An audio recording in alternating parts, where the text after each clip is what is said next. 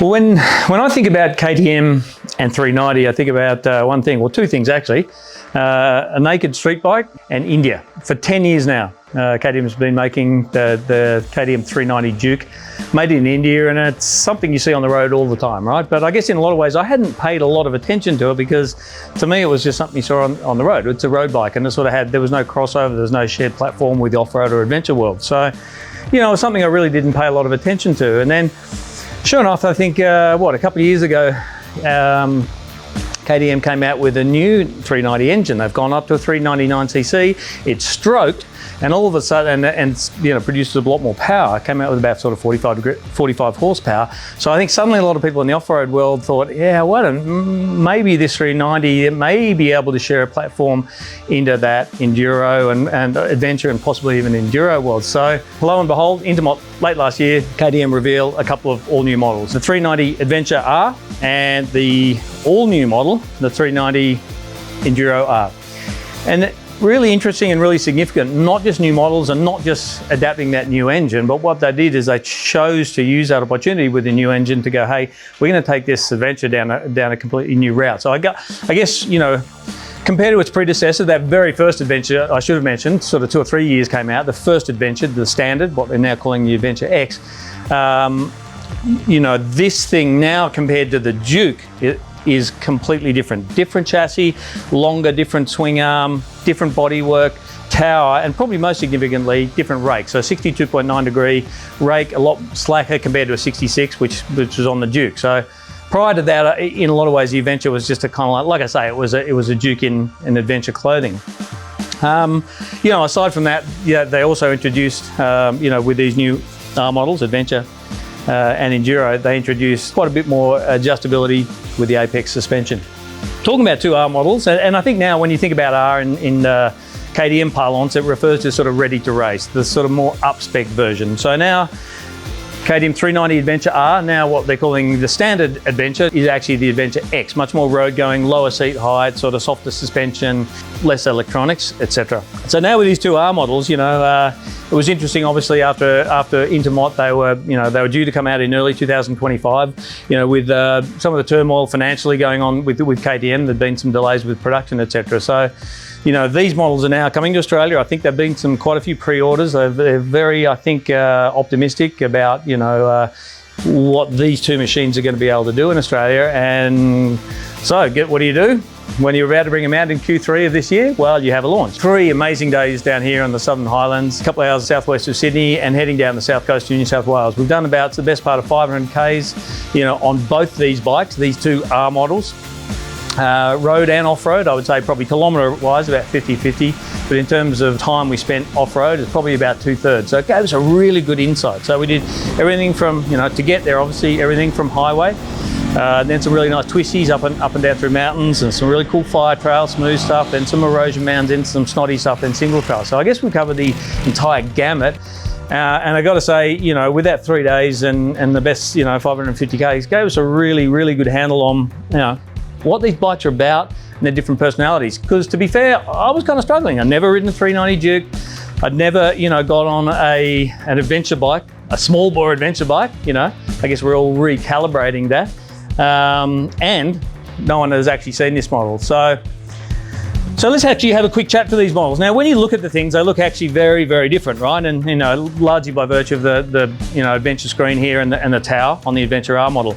You know, whereas the Enduro R looks much more like an EXE, just with a sort of conventional headlight. But really, there's not a lot of differences. Besides that obvious aesthetic with the headlights, the tank, you get 14 litres on the Adventure R, you get 9 litres on the Enduro R. You've got a slightly different seat shape, but not a lot. I guess the other really sort of significant difference between these two R models is that you get significantly more electronic aids with the Adventure R, which makes a lot of sense, and a 5.5 inch TFT screen, which has just been announced on the 26 model 690. So really interesting that a bike that's going to retail at 11,300 right away has sort of got some technology that you're finding on a bike significantly more expensive, you know, coming out in a year's time. You know, whereas the TFT screen on the Enduro R is significantly smaller and it's just a little bit less functionality.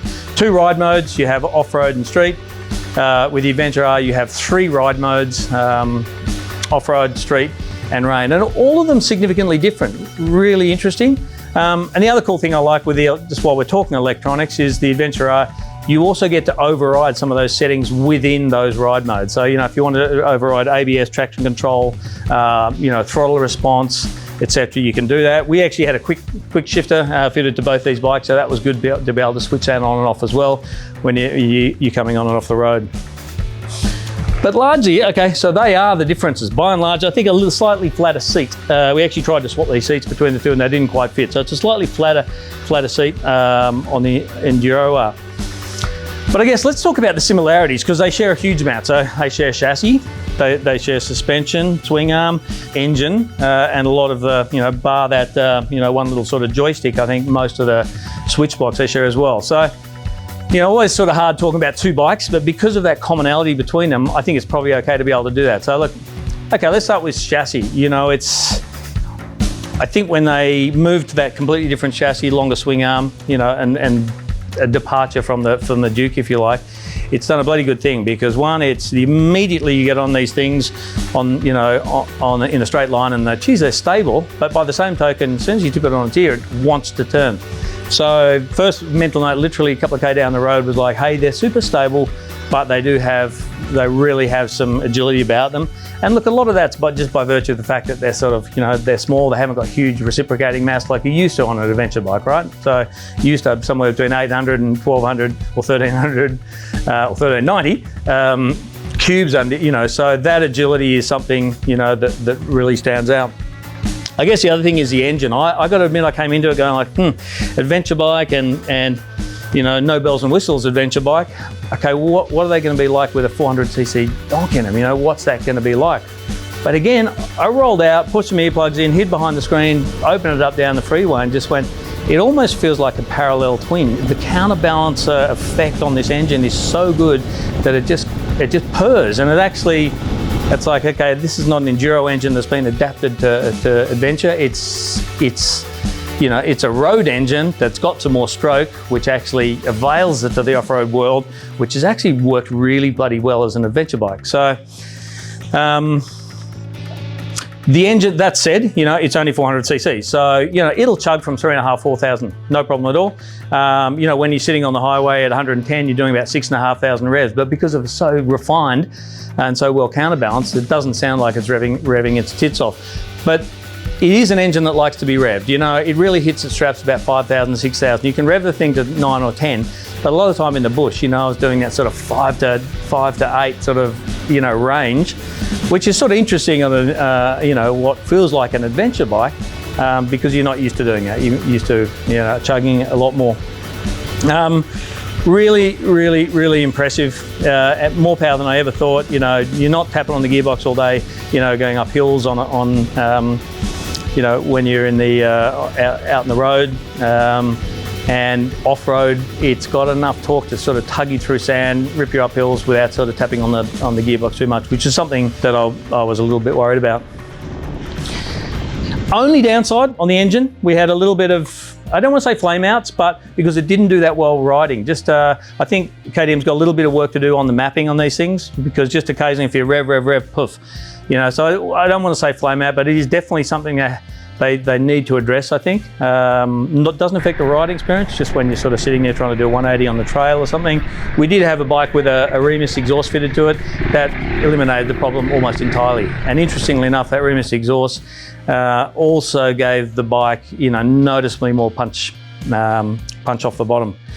So like a really, really great little motor. It far exceeded my expectations in terms of its versatility, its power, its breadth, and its ability to keep revving. In street mode, it actually revs its tits off and really makes some impressive power. Coming back to chassis and suspension. Okay, Apex suspension at either end, 43mm forks and the Apex shock. I think, when I first tested this in the 790 in 2019, I think this Apex suspension has come a long, long way. Great on the twisties on the tarmac. Obviously the suspension is not something you're thinking about on the freeway, but once you get off-road, I think on those fire trail stuff, it just sucks up roots and rocks and all that kind of stuff like seamlessly. It's a really plush, really confident, inspiring ride. You know, then stepping it up, you know, your corrugations, same thing. Okay, lapped it up, processed it, not a problem. Little rocks, hard bits, washouts and stuff. You know, I hit a couple of things where I sort of clenched and went like, oh, okay. So again, exceeded my expectations and what it was capable of. You know, then when we had some big erosion mounds, I'm talking these things, you know, if you're hucking off in 3rd and 4th gear, you probably don't expect the apex suspension to be able to handle that without bottoming out. And, you know, it doesn't. It obviously finds its limitations there. But I got to say, really impressive, you know, the ability now to actually wind up a little bit of preload on the shock. You know, we wound sort of pretty much all the way in on clickers. And that said, most journos at this launch are sort of faster than average. So chances are you're going to sort of wind things in and make it a little bit harder. But all in all, a really, really well-balanced package. That, you know, look, these bikes are built to a price point. You're not going to expect it to be able to huck off something like it's got Explore Pro, you know, $5,000 fork on the thing. But it does well, and it took me a couple of days to sort of understand where my threshold or where I could trust it to. And I just kept finding I could trust it further and further and further. When it did find its limit, probably the most impressive thing is when it did find its limit and bottom out, it was not like, oh shit, I'm here for the ride. It actually tracked really straight. So again, I think that's got a lot to do with the stability of the chassis, you know, with that longer swing arm. And the package just works really, really well together. As you'd expect, the other differences between the bikes, you know, because of the bodywork. So essentially it's the same. They're the same as each other. Let's just say they're a little bit wider than an EXC through the guts, but and by virtue of the 14 litre and 9 litre tank for the Adventure and the Enduro respectively, you know, it sort of triangles in a bit, but both of them, you're sitting very close to the steering head, much more like an EXC than like a, you know, like a steering a big whale of an Enduro, adventure bike down the road. So off-road guys, I think, and girls are going to feel much more comfortable, you know, I think with that. You could literally get in and be, you know, thrown around. In particular, with the Enduro R, a lot, you know, just had that, just the fact you didn't have a tower. There is a bit of a pendulum in front of your face, but you just felt like you're over the front. You could get up, and literally if you close your eyes on single track with the Enduro R, you could just be throwing it through the bush, you know. So for what we did for the last couple of days, by far and away, the Adventure R was the thing. I think the fact that you just got that, you have zero buffeting. This, I think, looks very much like off what a 901 Expedition, you know, with that little letterbox sort of set up there. So you just hide in behind here, let the engine purr away, chew up the Ks. And for something that's 400cc adventure bike, that's pretty impressive, you know. The Enduro R for me, like, you know, if you're going to do some of that highway stuff, like, you know, you probably want to lean to this thing. It's got everything else the same, but it just, you know, it's got this protection. If you're a bit of an urban warrior, want to rip around, get to work, and then go down and do a little bit of, you know, fire trail and zip through some single track with your mates who are on EXCs, I reckon you can keep up with them. You know, I think, you know, the Enduro R is your package. So 10,700, 11.3. Obviously some differentials in the bodywork, the look, but also the design intention of it. But I think when you're looking at those sort of ride-away prices, you've also got to go, to me, it makes you look at all the mid-capacity Enduro bikes and go, they really have to justify their existence more now. You know, the thinking that once that it was a 1200cc, now sort of 700 or 800 or 900cc adventure bike. Now, you know, there's a few other 450s on the market, now this 400. And just because of the evolution of technology, I think suddenly these things are super capable. That is capable to go anywhere with your mate who's on an 890, you know, or a bigger capacity, you know. Suspension's not quite there, you know, when you hit some of the bigger stuff, but for a greater majority, 90% of it, it's a bloody good thing. And it's going to ask people to go, well, okay, I'm going to spend something in between 2 and 3 times the price of this to have an adventure, particularly if I'm on the less experienced end of the equation. Then, like I said, it really asks the question for me of like, okay, can I justify spending 2 or 3 times as much? In other words, I think these things are going to sell an absolute motza, because I think they're bloody, you know, they've filled a niche. They've got some amazing technology on them. And, you know, as much as I think probably 12 years ago, where there was some interesting stories coming out about the, you know, the bikes coming out of India and rickety crates and, you know, with scuff marks on and all the rest, the quality of finish now across the board on these things, you know, is bloody good. Like I'd sort of challenge, you know, anyone to really look at the differential. I mean, Austria obviously make a point that these bikes are designed and developed in Austria, but built in India. But I think from a from a componentry and an assembly point of view, pretty interesting. I think it was sort of 6 or 8 bikes over the course of a couple of days, hitting some really gnarly terrain. I think we had a couple of springs, came off the side stand. I think the back of the seat, when those bolts came out and just popped out, had to be pushed back in, but not a bolt loose. A couple of mirrors, I think, were just a little bit rattly, couple of little things like that. But for all intents and purposes, these things are, very, very impressive. So look, far outweighed my expectations. I tried to come in without expectations, but you can't help it. When you think about it, you do. This bike to me is a no-brainer. If you're a less experienced person looking to get into the sport, for just over 11 grand right away, you can take something out like this and just have an absolute whale and do everything your mates can who are on bigger ball bikes. Both really compelling propositions, I think. KTM want to be proud. They've had a tough little run, and I think they're not sort of hanging their hopes off these things doing well, but when you've got models like this which are getting people into the brand and at a younger age at a cheaper price point, and I think for that reason alone KTM is really excited about these two models, and rightly so. There's an SMCR Supermoto which is part of this 390 range as well.